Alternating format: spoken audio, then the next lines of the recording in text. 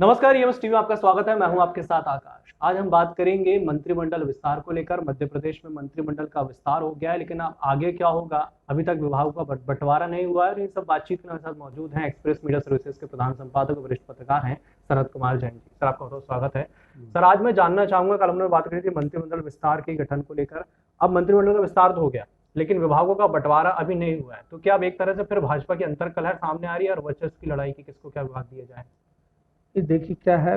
Bharatiya Janata party में पहली बार दो समूह बने हैं और ये भाजपा की सरकार ना कह के यदि ये कहा जाए कि ये गठबंधन की सरकार है तो अतिशयोक्ति नहीं होगी। तो अब गठबंधन सिंधिया जी से है। सिंधिया जी के जो मंत्री बने हैं और सिंधिया जी को सत्ता में कितनी भागीदारी देनी है और सिंधिया जी भागीदारी ज़्यादा से ज़्यादा लेने के लिए कोशिश कर रहे हैं। तो इसको लेकर जैसे मुझे ध्यान आता है कि जब कमलनाथ मंत्रिमंडल का निर्माण हुआ था तो उस समय भी इस तरीके के बहुत सारे प्रॉब्लम्स आए थे कि कौन सा विभाग सिंधिया के मंत्री के पास रहेगा और कौन सा विभाग कमलनाथ जी किसी दूसरे को देंगे। तो इसको लेके काफ़ी दिन तक विवाद चला था। लगभग वही स्थिति अभी विभागों के बंटवारे को लेकर है। तो मैं समझता हूँ कि ये विभागों का बंटवारा दिल्ली से ही संपन्न हो पाएगा और मुख्यमंत्री जी शायद ही विभागों का बंटवारा कर पाएँ।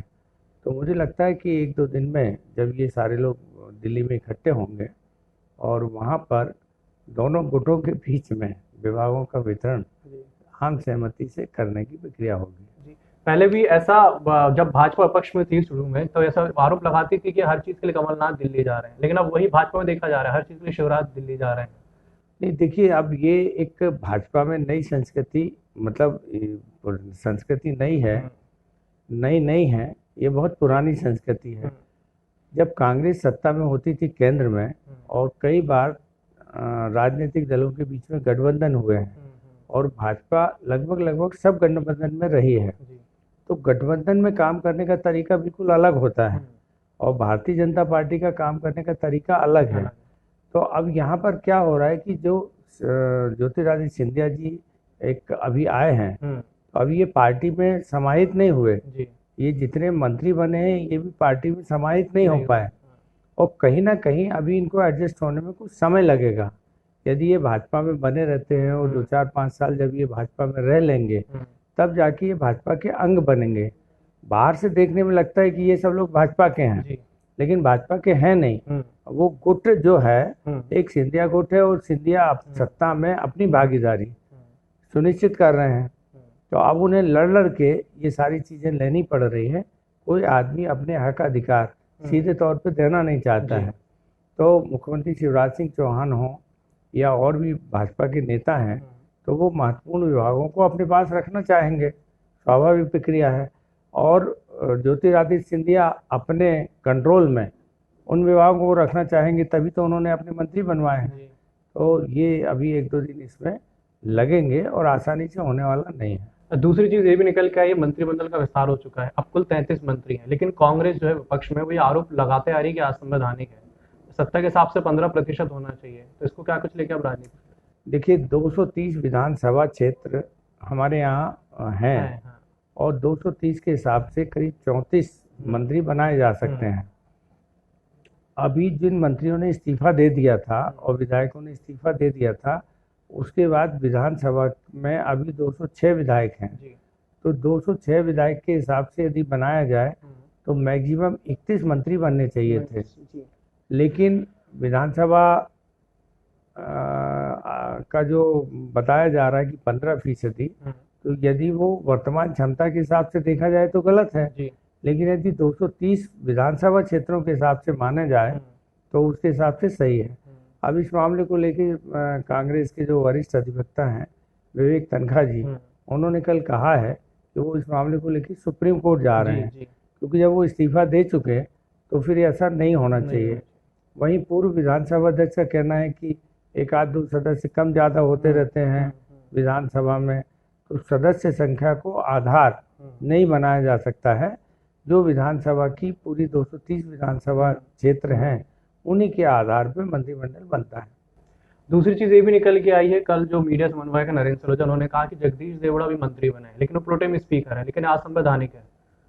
हाँ, ये एक ऐसी गलत परंपरा का निर्वाह हुआ है हाँ। कि यदि प्रोटेम स्पीकर से उन्होंने इस्तीफा दे दिया था तो गवर्नर को तुरंत दूसरा प्रोटेम स्पीकर बनाना चाहिए था, क्योंकि ये माना जाता है कि विधानसभा और लोकसभा ये हमेशा 5 साल के लिए काम करती है, तो ये संवैधानिक पद हैं और इनको रिक्त नहीं रखा जा सकता है। लेकिन अभी जो नई बात सामने आ रही कि वो कहा जा रहा है कि उन्होंने प्रोटेम स्पीकर के पद से इस्तीफा दे दिया था और गवर्नर ने उसे स्वीकार कर लिया था, लेकिन गवर्नर को इस बीच में दूसरा प्रोटेम स्पीकर बना देना चाहिए था, जो नहीं बनाया है। तो कहीं ना कहीं वैधानिक संकट तो थोड़ा सा बनता है। अब इस मामले में सुप्रीम कोर्ट यदि कोई निर्णय देती है या जो भी आगे निर्णय आएंगे तब उसके बारे में स्थिति स्पष्ट होगी। जी सर, दूसरी चीज ये है कि सिंधिया के कल जो बयान आया था उससे खलबली मच गई कि टाइगर अभी जिंदा है। मध्य प्रदेश की राजनीति में अब टाइगर वॉर चालू हो गया है, तो इसे अब किस तरीके से देखते हैं कि मध्य प्रदेश में असली टाइगर कौन है? नहीं, देखिए, जब शिवराज सिंह मुख्यमंत्री नहीं रहे और विपक्ष में रहते हुए उन्होंने एक जनसभा में ये कहा था कि चिंता मत करो, अभी टाइगर जिंदा है, तो उन्होंने एक हिसाब से जनता के बीच में ये संदेश भेजा था कि तुम्हारा नेता अभी है और तुम्हारे लिए वो पूरी लड़ाई वैसी लड़ेगा जैसे मुख्यमंत्री पद में रहते हुए काम करता था। अब ये टाइगर शब्द जो है वो उस समय चला, लेकिन अभी जो कल माधव ज्योतिरादित्य सिंधिया जी ने अभी कहा कि मैं टाइगर हूँ और 2 टाइगर मिलके काम करेंगे। तो टाइगर को लेके ये जो राजनीति शुरू हुई है कि 2 टाइगर, मतलब जंगल के कानून में हर टाइगर की टेरिटरी होती है, तो 2 टाइगर एक साथ नहीं रह पाते हैं। तो अब इसका क्या मतलब निकाला जाए, ये लोगों को बड़ा राजनीतिक क्षेत्रों में इसको लेके बड़ी अटकलें और शुरू हो गई। दूसरा ये कहा जाता है कि टाइगर कहा जाता है बाघ को, और बाघ जो है वो हमेशा छिप के हमला करता है। अच्छा। वो कभी सीधे सीधे हमला नहीं करता है। बब्बर शेर होता है वो अपने शिकार को दौड़ाता है, चीता भी दौड़ाता है, लेकिन जो बाघ होते हैं ये छिप के शिकार करते हैं और छोटे मोटे शिकार करते रहते हैं, बहुत ज़्यादा दूर तक ये दौड़ नहीं पाते हैं, बड़े अलाल टाइप के होते हैं। तो अब इसको लेके एक आज कांग्रेस के प्रवक्ता हैं, उन्होंने पूरे टाइगर की हिस्ट्री हिंदी में सब जगह मीडिया को भेजी है कि टाइगर का ये स्वभाव है कि वो छिपके हमला करता है, छोटे छोटे से हमला करता है, बहुत ज़्यादा तेज़ गति से भाग नहीं पाता है, बहुत ज़्यादा समय तक एक जगह पर रह नहीं पाता है। तो अब ये टाइगर को लेके जो राजनीति शुरू हुई है, तो ये राजनेताओं का अपने अपने बयानबाजी है, अपने अपने समर्थकों का हौसला बढ़ाते हैं, जनता के बीच में वो कोई संदेश भेजना चाहते हैं, उसके लिए टाइगर का मतलब एक ये है शक्तिशाली। तो अब भाजपा में 2 शक्तिशाली हो गए, एक शिवराज सिंह जी हो गए और एक ज्योतिरादित्य सिंधिया हो गए। तो ये शक्ति किस रूप में कहाँ कैसे काम करेगी, इसको लेके अटकलें तो बन रही थी। तो ज्योतिरादित्य सिंधिया ने शिवराज के बराबर आने का काम किया है। अब उन्होंने शिवराज को स्वीकार नहीं किया, यदि ये कह दिया मैं भी टाइगर हूँ तो 2 टाइगर एक ही जंगल में रहेंगे। अब उसके बाद उसमें क्या होगा, कितनी उनके बीच में समन्वय बनेगा, कैसी लड़ाइयाँ होंगी या कैसे वो एकजुट होकर काम करेंगे, ये भविष्य में देखना होगा। दूसरी चीज एक यहाँ पे आती है कि पहले ऐसा आरोप लगाते थे भाजपा वाले कि कांग्रेस में गुटबाजी है, अंतरकलह है, लेकिन अब ये साफ तौर पे भाजपा में देखने को मिल रही है मंत्रिमंडल विस्तार की बातें। सब किस तरीके से देखिए? देखिए, कोई भी राजनीतिक दल हो, जहाँ सत्ता होती है या कहीं किसी पद की लड़ाई होती तो वहाँ गुटबाजी बनती ही है, और हर व्यक्ति अपना ज़्यादा से ज़्यादा अधिकार या सत्ता पाना चाहता है। गुटबाजी में जैसे भाजपा की बात करें तो भाजपा के पीछे एक राष्ट्रीय स्वयंसेवक संघ का संगठन लगा होता है और वो कहीं ना कहीं मैनेज करता रहता है। तो भाजपा के बारे में ये कहा जाता है कि यहाँ पे लीडर की कोई ताकत नहीं होती है, कितनी बड़ा विधायक हो, मंत्री हो, केंद्रीय मंत्री हो, लेकिन उसके पीछे जो संघ काम करता है तो संघ की ताकत होती है जिससे वो चुनाव जीत के आते हैं। अभी जो गुटबाजी बन रही है, ये गुटबाजी इसलिए बन रही है कि आज के करीब 50 साल पहले कांग्रेस ने एक कामराज योजना लागू की थी और उसमें जितने बुजुर्ग नेता थे उनको सत्ता से अलग कर दिया था और युवा लोग सामने आए थे। उस समय तत्कालीन प्रधानमंत्री इंदिरा गांधी होती थी। उस समय ये कांग्रेस फार्मूला लागू किया गया। ऐसे ही फार्मूला 50 साल बाद मध्य प्रदेश में लागू हुआ है। अब ये लागू ऐसे हुआ है कि इन्होंने बुजुर्ग जितने भी मंत्री थे या जो 3-3, 4-4 बार के मंत्री थे, वरिष्ठ कद्दावर नेता थे, जिनकी अपने अपने क्षेत्रों में कहीं कोई पहचान होती थी, उनको मंत्रिमंडल में शामिल नहीं किया। अब उनकी जगह नए लोगों को लेके आए जो पहली बार मंत्री बने, उनकी संख्या भी बहुत है। तो अब ऐसी स्थिति में जो लोगों को पद नहीं मिले उनमें नाराजगी स्वाभाविक है और वो नाराज भी होंगे। केंद्र में जब 2014 में प्रधानमंत्री नरेंद्र मोदी जी बने तो उन्होंने एक मार्गदर्शक मंडल बनाया था। उसमें जो लाल कृष्ण आडवाणी जी और मुरली मनोहर जोशी जी, इस तरीके बड़े नेताओं को मार्गदर्शक मंडल में रख दिया था। क्योंकि वो इतने परिपक्व हो गए थे, पूरी जिंदगी उनकी उस मामले में चली गई थी, तो उन्होंने उस चीज़ों को स्वीकार कर लिया।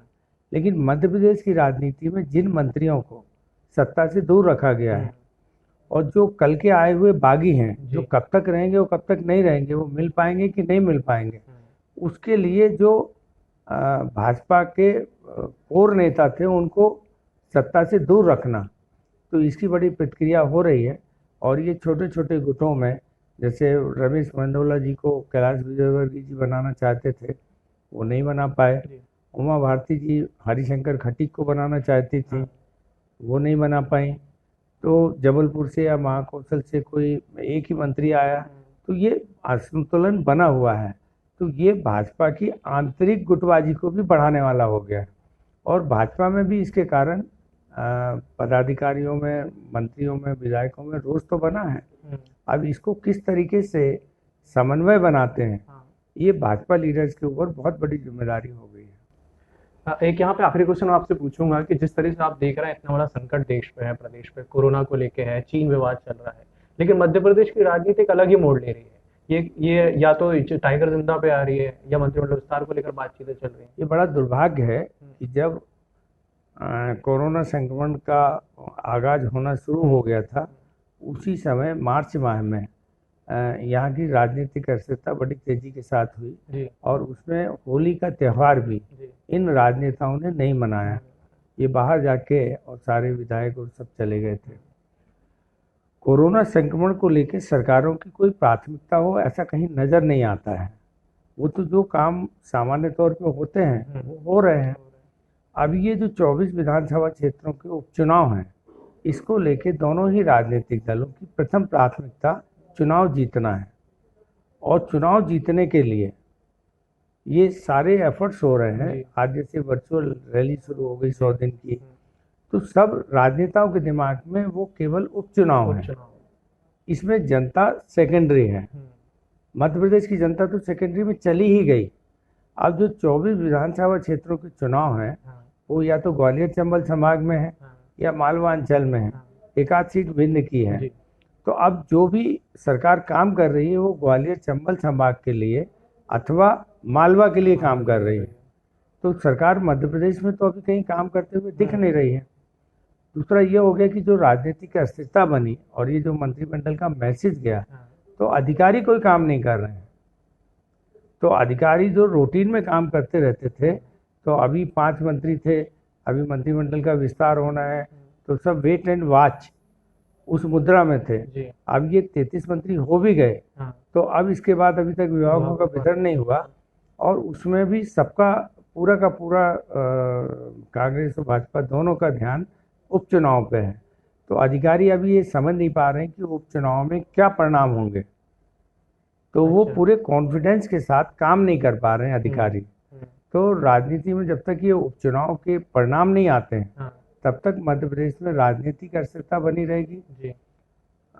मतदाताओं को या जनता को जो है उनकी जो प्राथमिकताएं हैं वो सरकार की प्राथमिकताएं नहीं होंगी, केवल चुनाव ही प्राथमिकता है, इसके अलावा कोई प्राथमिकता नहीं। इस तरह से बात करने के लिए बहुत बहुत धन्यवाद। उसने बहुत अच्छे तरीके से बताया कि मध्य प्रदेश में अभी उपचुनाव सबसे पहली प्राथमिकता है, यहाँ पे राजनीति गर्मा गई है और इन्हीं सब बातचीत के लिए फिलहाल आज इतना ही। नमस्कार।